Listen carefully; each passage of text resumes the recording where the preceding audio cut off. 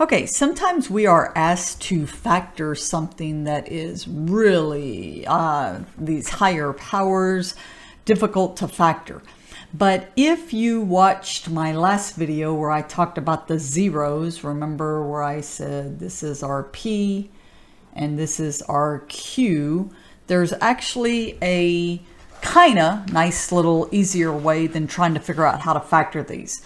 So the first thing I'm going to do is I'm going to find the ratio of these factors.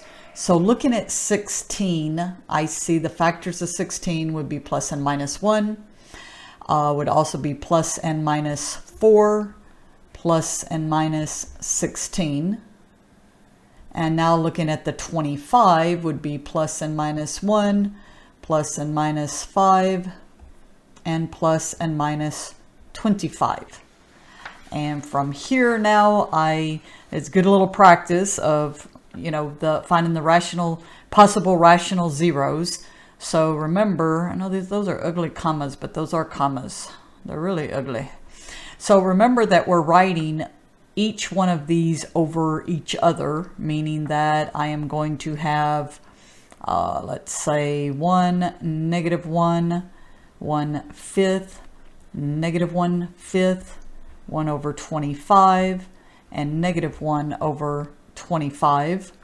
And then with my 4 over 1, 4 over negative 1, 4, negative 4, 4/5, negative 4/5,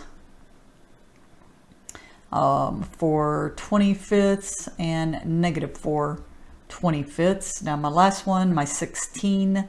So I have 16, negative 16, 16 now over 5, 16 over negative 5, 16 over 25, and negative 16 over 25. And you're going, how is this easier?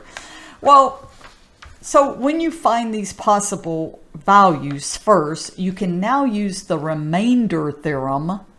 So the remainder theorem, and see which, I only need one of these that when I plug these values in would give me 0. And I know what you're thinking. Oh my God, I have to plug in 1, 2, 3, 4, 5, 6, 18 values.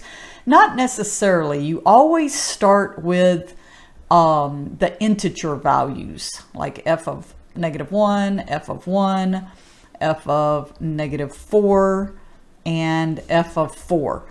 Because typically it is going to be one of these. And I will tell you that, and this is where you get one of those calculators that you can just keep switching out the numbers. So if I plug in negative 4 everywhere you see an x, I can tell you that equals 0.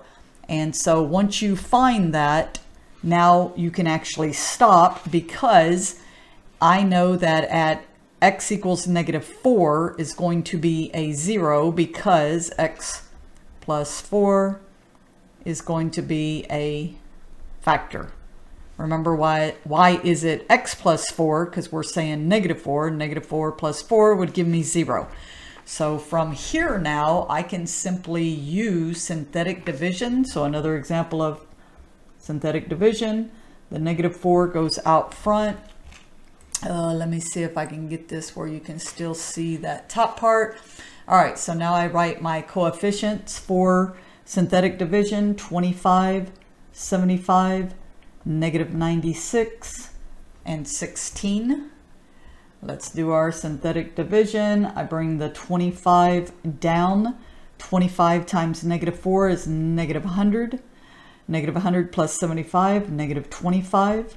Negative 4 times negative 25, positive 100. 100 minus 96, 4. And then negative 4 times 4, negative 16. And definitely can see that worked as a 0, which we already knew. I just needed to do synthetic division to get these values. Now, if that was a little fast, I do have a previous video that walks you through synthetic division. So since we knew that x plus 4 is a factor, now we have this piece right here with my 25 minus 25 and 4. And remember how we write this out? We look at what the highest power was 3, and we go 1 power less, squared. So degree 2, degree 1, and then degree 0. And from here, I can actually see that I could try and factor 25x squared could be 5x times 5x. I look at 4, and what I'm kind of thinking of is 4 times 5 would be 20, and then 5 times 1 would be 25. This, oh, I never put a plus sign there. This is positive, these are negative, so a negative and a negative would make a positive.